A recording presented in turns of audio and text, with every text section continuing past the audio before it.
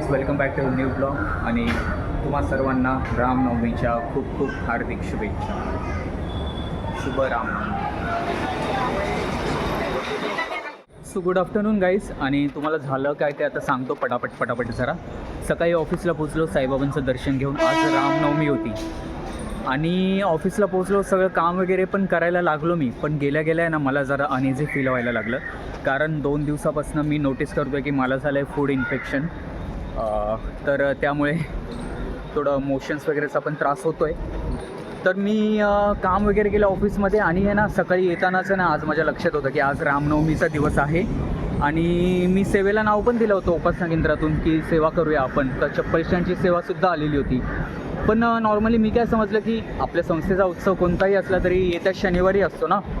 तर मी म्हणालो शनिवारी असेल तर मी परवा जाण्याच्या मूडमध्ये, मी एवढं तारखेकडे वाराकडे लक्ष नाही दिलं. पण झालं जरा मला मनात चलबिचल वगैरे व्हायला लागली. मग मी आहे ना ऑफिसमध्ये पण मला कसं तरी ॲनिवेज होतच होतं. मी सांगितलं की घरी जाऊन कनेक्ट करतो आणि काम जे होतं ते पूर्ण करून घेतलं आहे. तिथे दांडी नाही मारली. मग शेवटी आता दादर स्टेशनला आलो आहे. आता इथून इथे का आलो आहे दादरला, कारण उद्या आहे आपल्या बाळाचं बारसं आणि मी उद्या घरूनच करणार आहे. तर दादर स्टेशनला आलो आहे फुलं न्यायला, पाळणा वगैरे सजवायला फुलं लागतील. तर आज आमचे मॅनेजर सर पण आलेले नव्हते.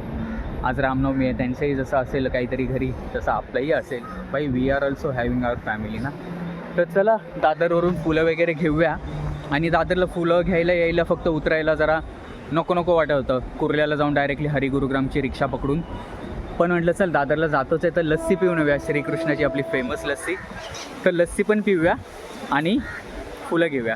चला दादर स्टेशनला आलो आहे ऑलरेडी. आता हे शांततेत बोलायला म्हणून, नॉईज नको म्हणून इथं आलो होतो. आता ॲक्च्युली सगळं मार्केट उठलं आहे. दुपारचे 3-4 वाजलेत ना. तर बघूया आपल्याला. आणि इथे सगळं BMCवाले येतात ना रोज साफसफाई करायला. बघा, नाही आहेत फुलं. कसं आहे कोण 50 का किलो दादा. नाही 1 किलो 100 रुपये दादा. माल एक नंबर से कम नाही. हो दादा, 1 किलो 90 रुपये दादा.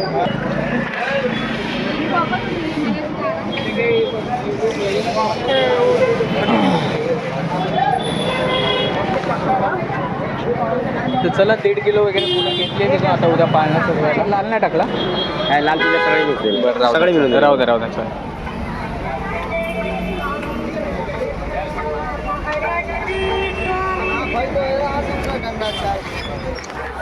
चला फुलं घेतली आहेत दादरवरून. 60 रुपये किलो गुंडा मिळाला आपल्याला. 1.5 किलो घेतली आहेत, तेवढी बस होतील.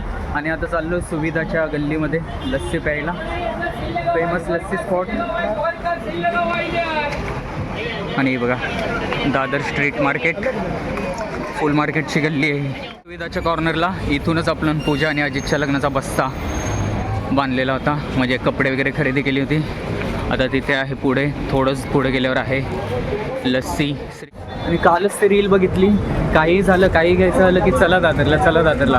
तर ॲक्च्युली दादर मार्केट खूप स्वस्त आहे. साड्या बिड्या काय पण जे पण काय घ्यायचं असेल ना, दादर मार्केटला एकदम स्वस्तात गोष्टी मिळतात. तर त्याआधी लक्षात आलं आपल्याला टिफिन नाही खाल्ला आपण आज. आपलं लंच बाकी आहे तर टिफिन खाऊन घेऊया कुठेतरी, म्हणजे लस्सीने डोकं वगैरे नाही दुखणार. आणि हे बघा इथे आल्यावर किती मस्त म्हण लिहिलेली आहे. मासे आणि पाहुणे कितीही चांगले असले तरी त्याला 3ऱ्या दिवशी वास येतो. अरे बापरे, एकदम खरं बोललात. छबिलदास स्कूलजवळ आलो आहे आणि इथेच बसून आता टिफिन खाऊन घेऊया आपला. चला तर म्हणजे आता टिफिन संपून घेतो आणि जाऊया आपलं कामावर. या पुढची परत बांद्रेला पण जायचं आहे, जास्त पण लेट व्हायला नको. Oh my God. आज आहे लंचमध्ये गवारची भाजी आणि चपाती. आज चपाती जरा कमीच आणली कारण अजिबातच इच्छा नाही आहे काय. तर आलो आहे आता Shrikrishna dairy farm, the iconic dairy, the famous lassi spot from the Dadar. 90 वर्ष जुनं दुकान आहे. अंदर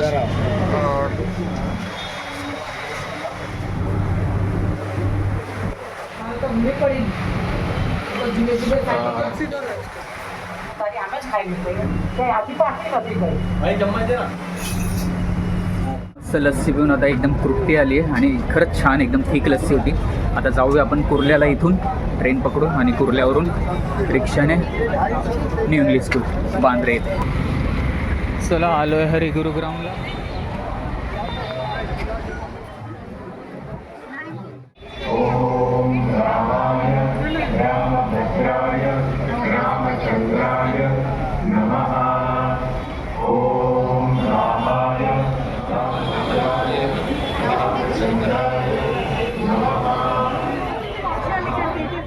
आणि इथे आपण बघू शकतो बापूंनी लिहिलेली ग्रंथसंपदा आणि हे तृतीय महायुद्ध तिसरे महायुद्ध पुस्तक आणि हेच ते हरिगुरुग्राम म्हणजेच प्रवचन स्थळ. इथे बसून बापू प्रवचन करतात. रामी चित्तलयः सदा भवतु मे जो राम मामुद्धर राम रामीति रामीति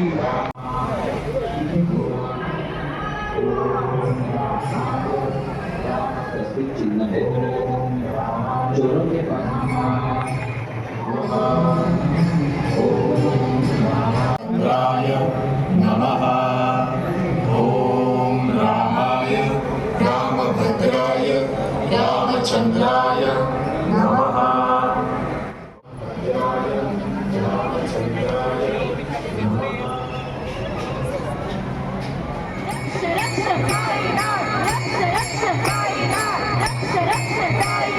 साईनाथ महाराज की जय.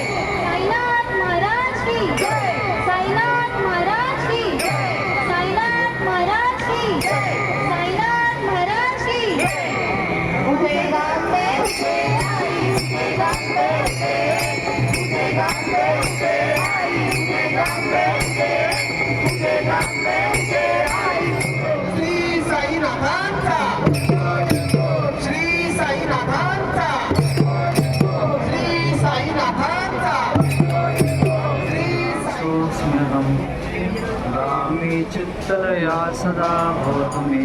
रामेति रामेति रमे रामे मनोरमे सहस्रनाम तत्तुल्यं राम नामोपरामे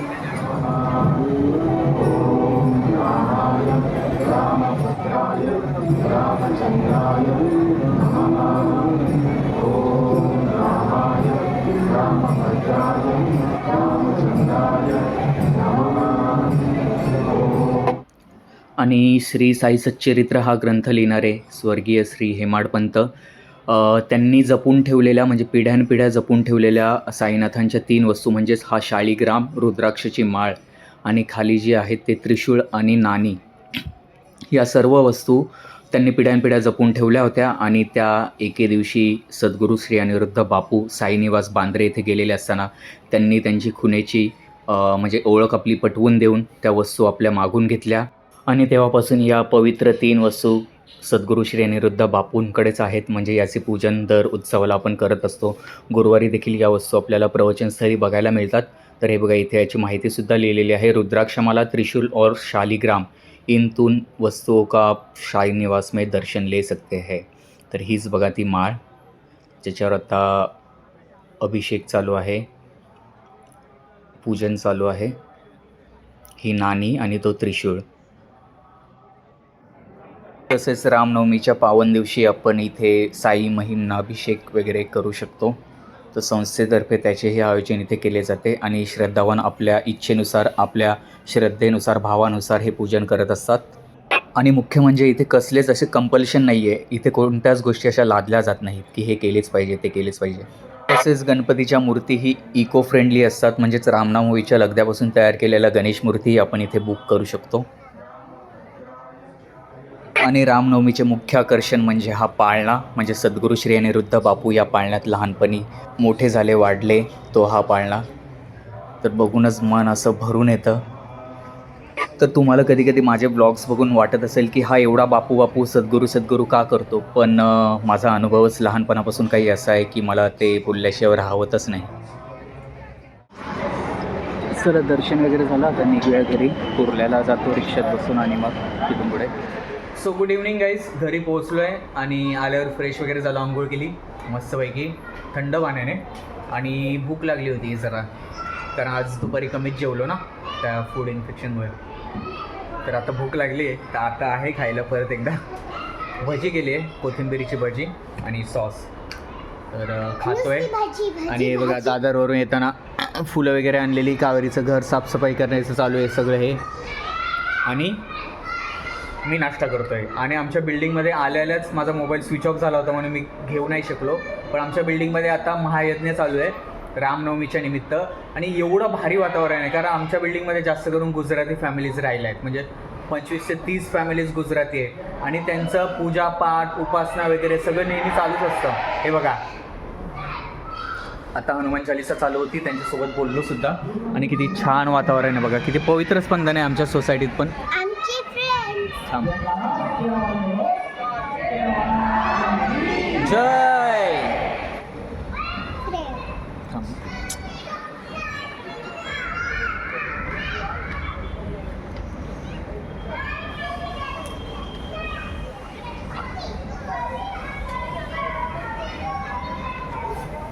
तर आता एवढे भारी हनुमान चालीसा घेतली ना त्यांनी की बोलायलाच एकदम उत्साह आणि ऊर्जा येत होती. मस्त मस्त मस्त वातावरण आहे.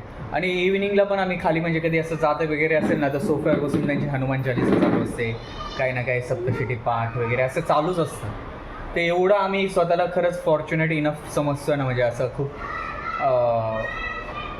नशिबावर एकदम भाग्यवान असं समजतो की अशा सोसायटीत अशा माणसांच्या वातावरणात असे भक्त आजूबाजूला असावेत, अशा ठिकाणी ठेवलं आहे.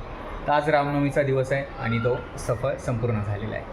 त्यावर रामचंद्र की जय. आणि याचंच औचित्य साधून तुम्हाला एक हिंट देतो, आपल्या बाळाचं नाव पण सीतामाईवरून असणार आहे.